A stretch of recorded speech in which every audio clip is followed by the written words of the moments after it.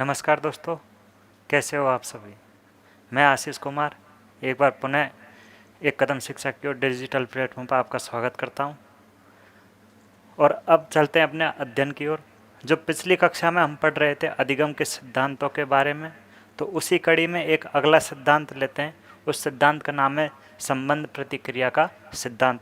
इस सिद्धांत के बारे में हम लोगों ने पिछली कक्षा के अंदर भी बात की थी थोड़ी थोड़ी, जैसे कि भाई सिद्धांत के प्रतिपादक कौन थे, कौन सी बुक थी, तो ये चीज़, लेकिन थोड़ा सा ही बताया था। आज इस सिद्धांत को हम पूरा करेंगे।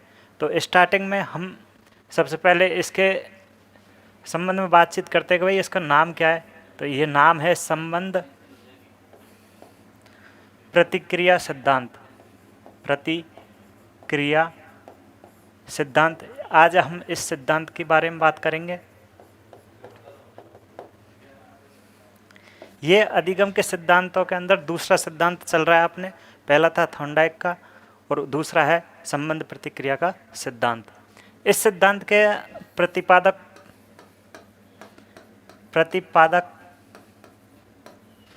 हैं अपने पावलव। संबंध प्रतिक्रिया सिद्धांत के जनक या प्रतिपादक कहा जाता है पावलव को। और जो पावलव हैं ये कहाँ के हैं? ये रूस के एक चिकित्सक हैं, रूस के एक शल्य चिकित्सक हैं।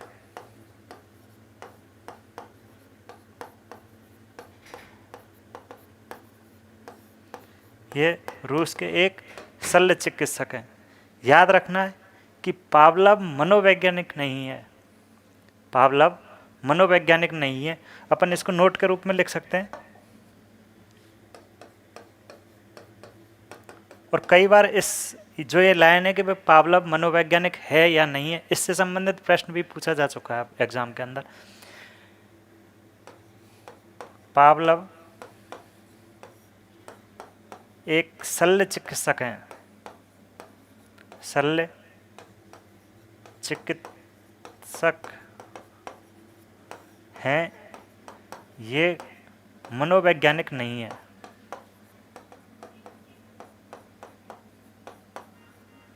मनोवैज्ञानिक नहीं है, ये चीज़ अपने को याद रखनी है। बाकी के सारे मनोवैज्ञानिक हैं, लेकिन पावलव एक डॉक्टर शल्य चिकित्सक हैं। ठीक है, ये चीज़ अपने को याद रखनी है।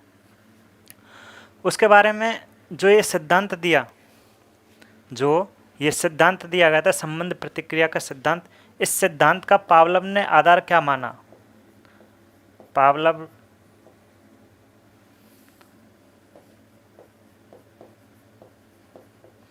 पावलव ने सिद्धांत का आधार क्या माना कि एक बेखटेव साहचर्यवाद को इन्होंने सिद्धांत माना।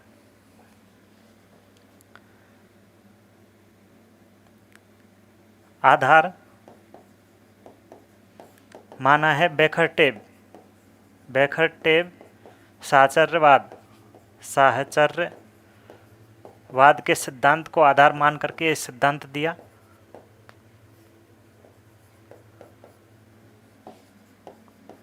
आधार मानकर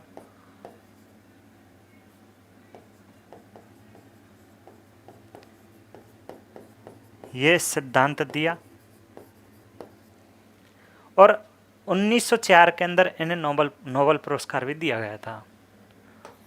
1904 में इन्हें नोबेल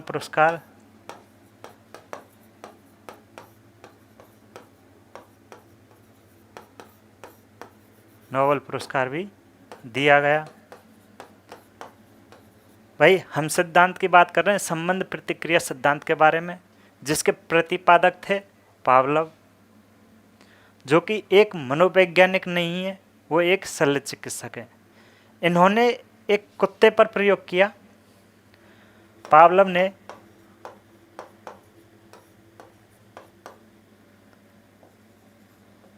कुत्ते पर प्रयोग किया।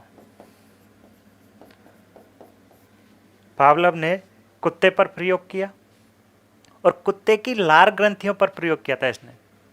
कुत्ते की लार ग्रंथियों का लार ग्रंथियों पर प्रयोग किया।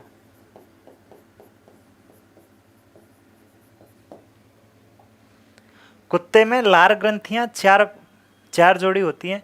कुत्ते में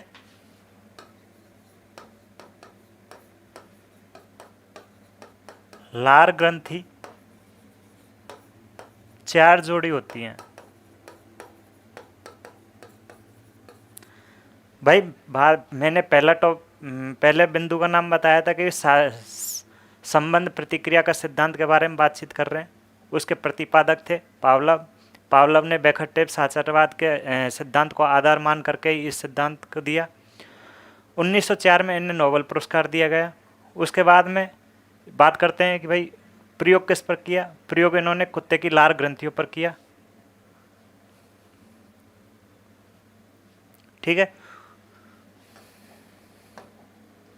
उसके बाद में मैंने बताया कि भाई कुत्ते के अंदर 4 प्रकार की लार ग्रंथियाँ 4 जोड़ी लार ग्रंथियाँ पाई जाती हैं। उसके बाद में एक पुस्तक लिखी थी इन्होंने, और पुस्तक का नाम है साइकोपैथोलॉजी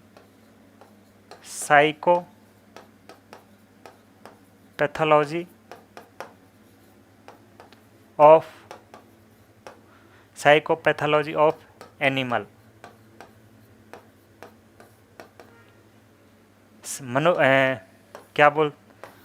पावलव ने साइकोपैथोलॉजी नामक पुस्तक लिखी, और इस पुस्तक के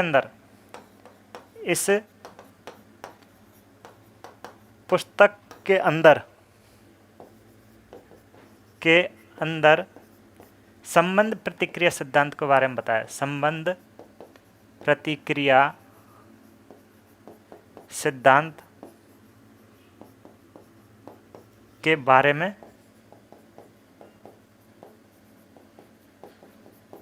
इस सिद्धांत की प्रत्येक लाइन से प्रश्न उठ सकता है। जो भी मैं लिखा रहा हूँ, बता रहा हूँ, वो हर एक सवाल बन सकता है। प्रत्येक लाइन से एक सवाल बन सकता है, और कैसे भी बन सकता है ये चीज़, लेकिन इससे बाहर नहीं बनेगा। उसके बाद में इस सिद्धांत के अन्य नाम, सिद्धांत के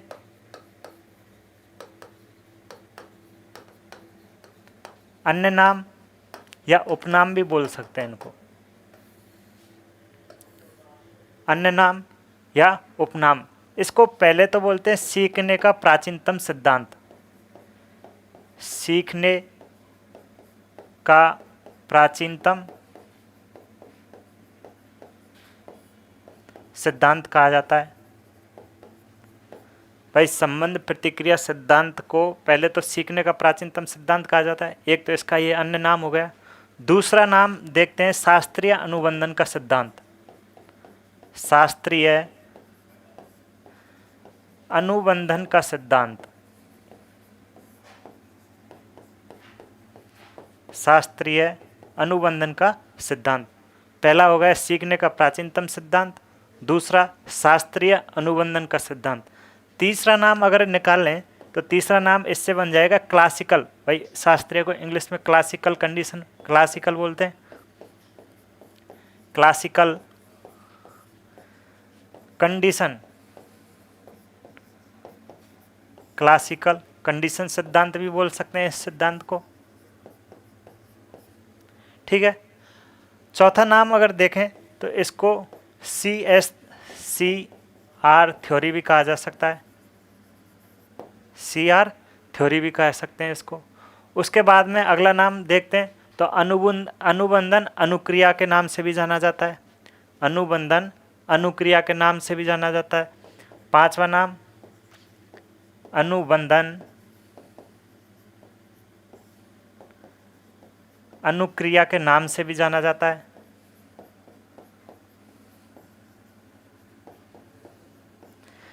पहले सीखने का प्राचीनतम सिद्धांत हो जाएगा, दूसरा शास्त्रीय अनुबंधन का सिद्धांत हो जाएगा, तीसरा क्लासिकल कंडीशन का सिद्धांत हो जाएगा, चौथा CR थ्योरी भी कह सकते हैं इसको, पांचवा आ जाएगा अनुबंधन अनुकूलन सिद्धांत, अनुबंधन अनुक्रिया का सिद्धांत। अगला आता है अनुबंधन प्रतिवर्त का सिद्धांत। अनुबंधन प्रतिवर्त का सिद्धांत। प्रतिवर्त का सिद्धांत भी इस सिद्धांत को कह सकते हैं हम। ठीक है, उसके बाद में आता है संबंध प्रत्यावर्तन का सिद्धांत। संबंध प्रत्यावर्तन का सिद्धांत, अगला नाम देखते हैं इसका, संबंध प्रत्यावर्तन का सिद्धांत।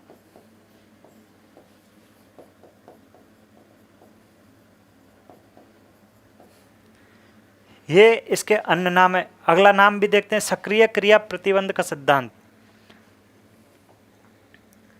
7 हो चुके हैं। अगला आता है सक्रिय क्रिया प्रतिबंध का सिद्धांत। सक्रिय क्रिया प्रतिबंध का सिद्धांत। ये इसके सारे सारे अन्य नाम भी हो सकते हैं, इन नामों से भी जान सकते हैं। कौन कौन से? पहला तो है सीखने का प्राचीनतम सिद्धांत, दूसरा आता है अपने शास्त्रीय अनुबंधन का सिद्धांत, तीसरा आता है क्लासिकल कंडीशन का सिद्धांत, अगला आता है सीआर थ्योरी, उसके बाद में आता है अनुकूलन अनुक्रिया का सिद्धांत, माफ करना अनुबंधन अनुकूलन का सिद्धांत, उसके बाद में अनुबंधन प्रतिवर्त का सिद्धांत भी कह सकते हैं, और संबंध प्रत्यावर्तक का सिद्धांत भी कह सकते हैं। ये इसके अन्य नाम हो गए। ठीक है, उसके बाद में बात करते हैं कि भाई इसका प्रयोग।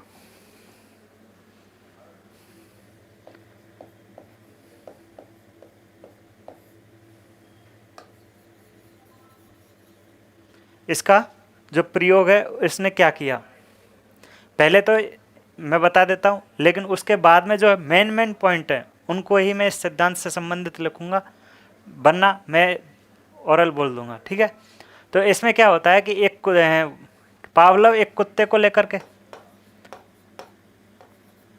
पावलव एक कुत्ते को पकड़ता है और उसकी लार ग्रंथियों के अंदर प्रयोग करता है कि भाई किस प्रकार से कुत्ता अनुक्रिया करता है, किस प्रकार से नहीं करता। तो इसमें क्या होता है कि पहले कुत्ते के सामने भोजन को रख दिया जाता है और उस भोजन को देख करके कुत्ता लार टपकाने लगता है,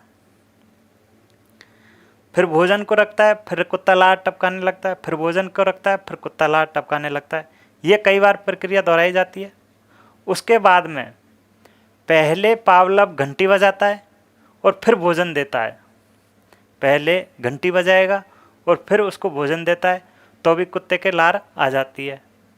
अब ये चीज़ लगातार कुछ समय तक कुछ दिनों के तक करने के बाद पावलव ने केवल और केवल घंटी बजाई और घंटी बजाते ही कुत्ते के मुंह में लार आ गई। तो जो ये संबंध बनता है, इस संबंध को जैसे घंटी बजते ही कुत्ते के मुंह में लार आना, ये संबंध अनुक्रिया का कहलाता है। अनुबंधन अनुक्रिया कहलाता है, माफ करना अनुबंधन अनुकूलन कहलाता है। समझ में आ गया भाई? पहले भोजन दिखाया तो कुत्ते के मुंह में लार आई, फिर घंटी बजा करके भोजन दिया तो भी कुत्ते के मुंह में लार आ रही है। लेकिन एक टाइम ऐसा आता है कि घंटी बजाते ही कुत्ते के मुंह में लार आ जाती है। ठीक है, ये इसके प्रयोग होता है। इसको अब देख लेते हैं अपन।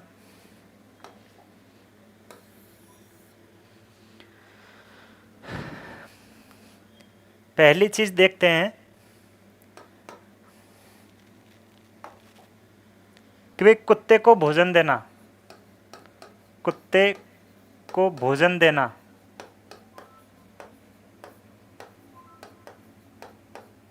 ठीक है, तो लार का श्रावण करता है, कुत्ता लार का श्रावण करता है।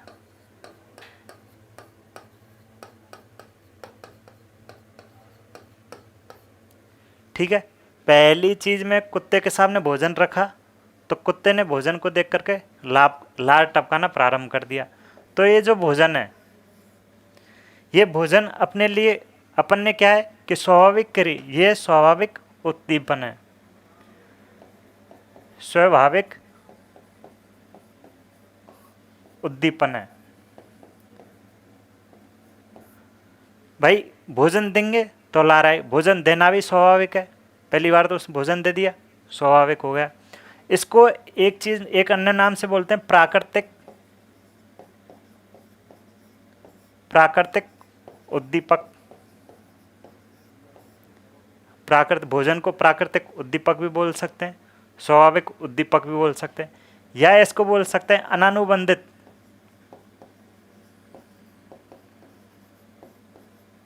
अनानुबंधित उद्दीपक भी कह सकते हैं इस चीज को। किसे? भोजन को प्राकृतिक उद्दीपक भी बोल सकते हैं, स्वाभाविक उद्दीपक भी बोल सकते हैं, या अनानुबंधित उद्दीपक भी कह सकते हैं। एक इसका नाम है यूसीएस भी कह सकते हैं इसको, यूसीएस। और यूसीएस अनकंडीशनल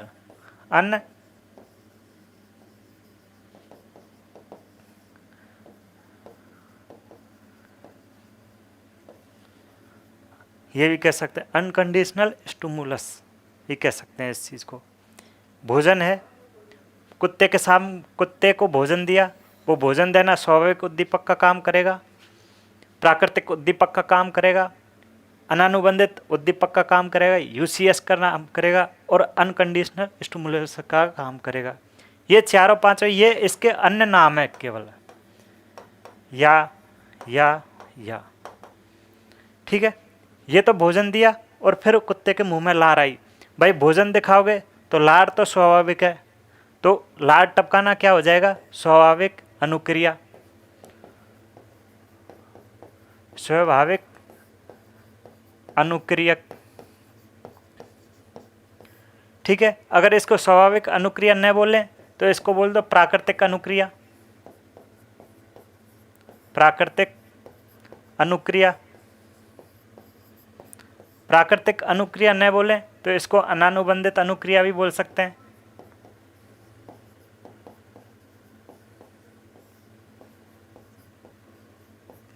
अनानुबंधित अनुक्रिया भी कह सकते हैं। और अनानुबंधित अनुक्रिया न बोलें तो यूसीआर भी बोल सकते हैं इसको, यूसीआर भी बोल सकते हैं। और यूसीआर भी नहीं बोलें तो अनकंडीशनल रेस्पॉन्स भी बोल सकते हैं, अनकंडीशन रेस्पॉन्स। ठीक है, ये तो अपना प्रथम चरण हो गया, पहला स्टेप। 3 चरणों में प्रयोग संपन्न होगा। पहला तो ये हो गया भाई कुत्ते के सामने भोजन दिया तो कुत्ते की लार आ गई, कुत्ते को भोजन देना स्वाभाविक हो जाएगा उद्दीपक, और दूसरा हो जाएगा लार का आना स्वाभाविक अनुक्रिया हो जाएगी। दूसरे चरण की बात करते हैं।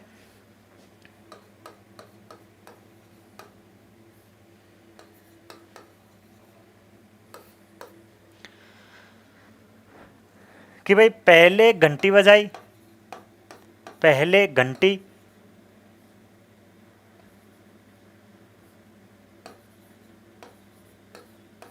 और फिर उसको भोजन दिया, पहले घंटी बजाई फिर उसको भोजन दिया, तो कुत्ता लार का स्रावन करता है।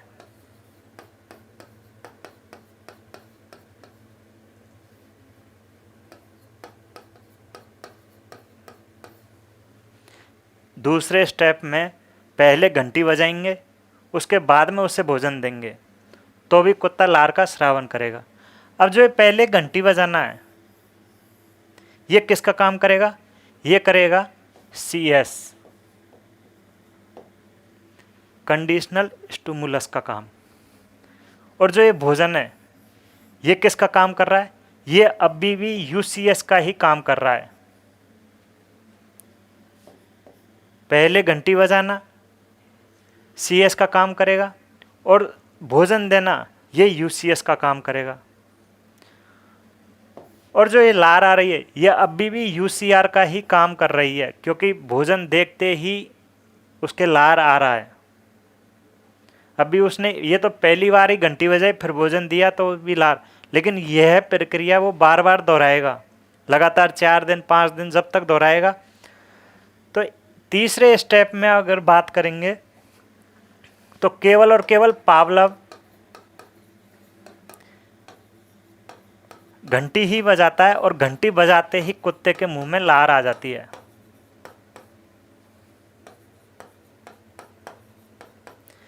घंटी बजाते ही कुत्ते के मुंह में लार आना, तो ये किसका काम करेगा? CS का काम कर रहा है, और घंटी बजाते ही ये हो जाएगा CR का काम। आ गई बात समझ में? इसको अपन वैसे देखते हैं, एक अपने दैनिक जीवन में जो उदाहरण चलते हैं उनसे देखते हैं कि भाई आप क्लासरूम में बैठे हो, एक टीचर,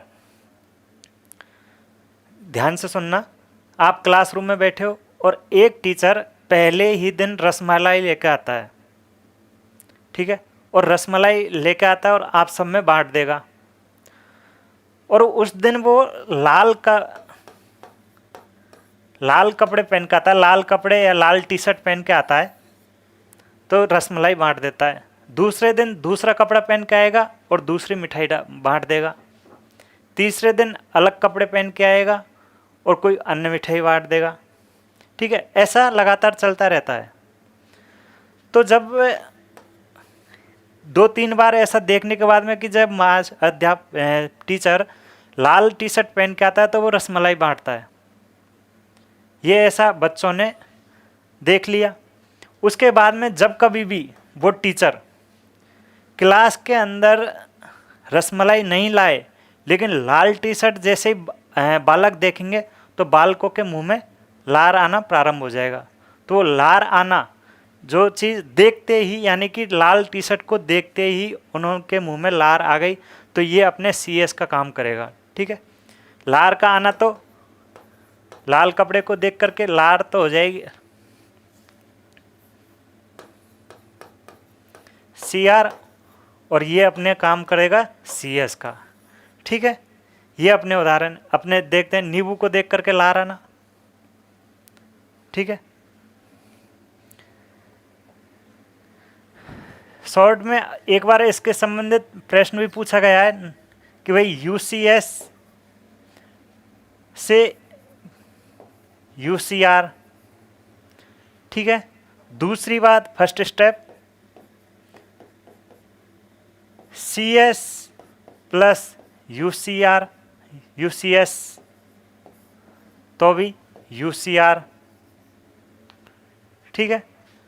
और तीसरे स्टेप में सिर्फ और सिर्फ CS और फिर CR, यहाँ पर अनुबंधन हो जाता है। अनुबंधन किसके? घंटी के प्रति हुआ है।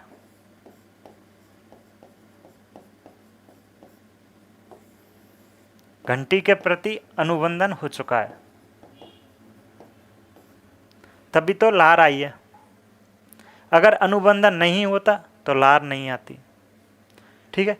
ये चीज़ अपने को याद रखनी है। एग्जाम में 1-2 बार पूछा भी गया है, चाहे इस स्टेप को पूछ लेगा वो, चाहे इसको पूछ लेगा, चाहे इसको पूछ लेगा।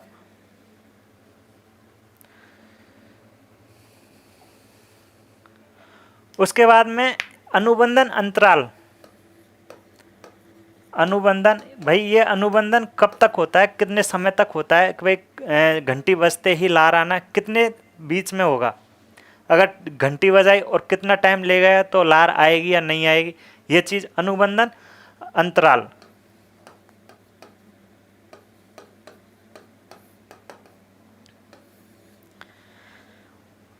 अनुबंधित उद्दीपक देने के पश्चात, अनुबंधित उद्दीपक देने के पश्चात 5 सेकंड से अनानुबंधित उद्दीपक देना।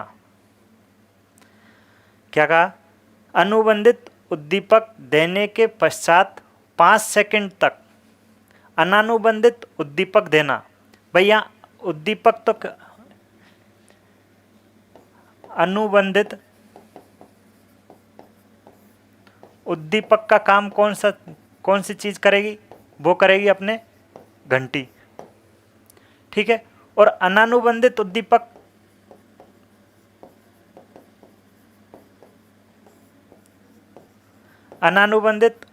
का काम करेगी भोजन।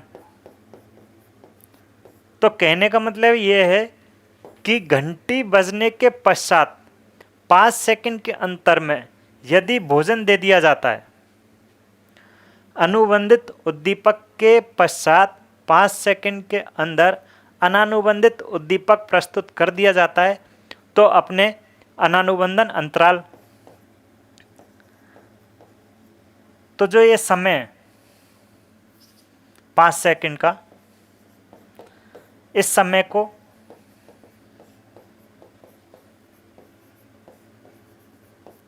इस समय को अनुबंधन अंतराल कहते हैं।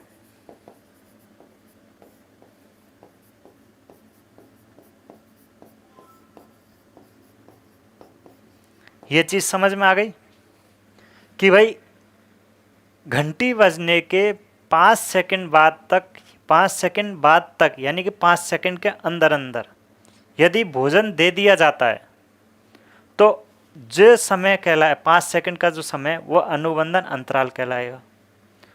और अनुबंधन विलोपन, अगला शब्द देखते हैं, अनुबंधन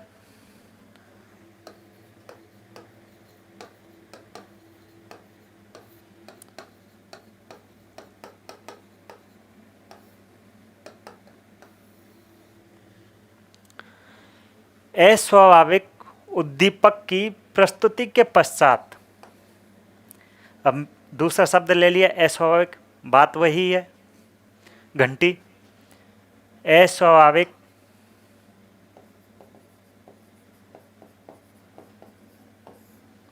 उद्दीपक की प्रस्तुति के पश्चात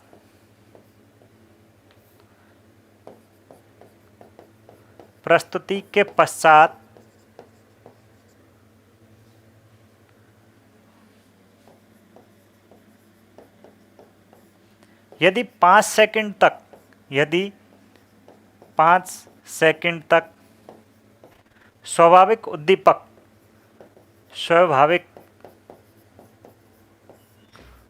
उद्दीपक यानी कि स्वाभाविक भोजन प्रस्तुत नहीं किया जाए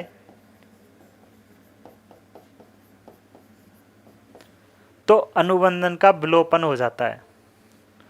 तो अनुबंधन का विलोपन हो जाता है।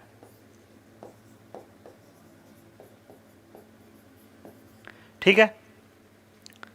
इसके बाद में इसका शैक्षिक महत्व देखते हैं कि भाई ये जो सिद्धांत पढ़ा है इसके शैक्षिक महत्व कहाँ कहाँ होते हैं। कि भाई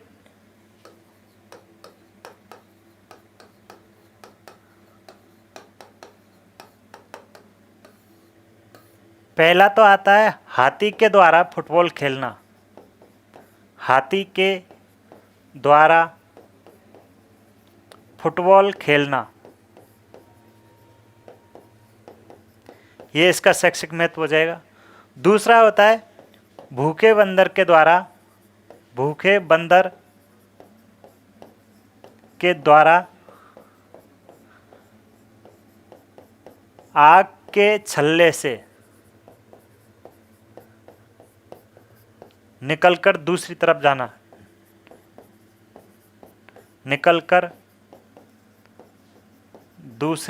जाना।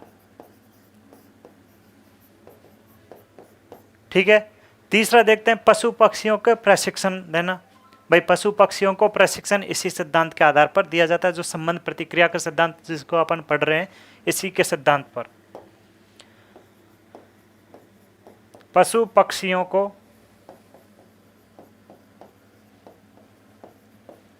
प्रशिक्षण देना।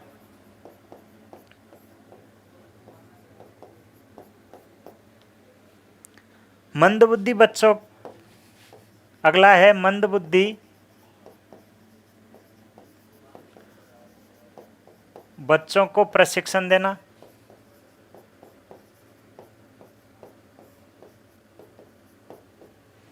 इस प्रकार से ये अपना जो सिद्धांत है ये यहाँ पर पूरा होता है। कौन सा? संबंध प्रतिक्रिया का सिद्धांत। अगर इस सिद्धांत से संबंधित कोई भी समस्या हो, कोई भी प्रॉब्लम हो तो आप कमेंट में लिख देना, उसको देख करके आपका जवाब दे देंगे। वीडियो को शेयर करना, लाइक करना और कमेंट करना। जब तक मिलते हैं अगली क्लास में, जब तक के लिए धन्यवाद।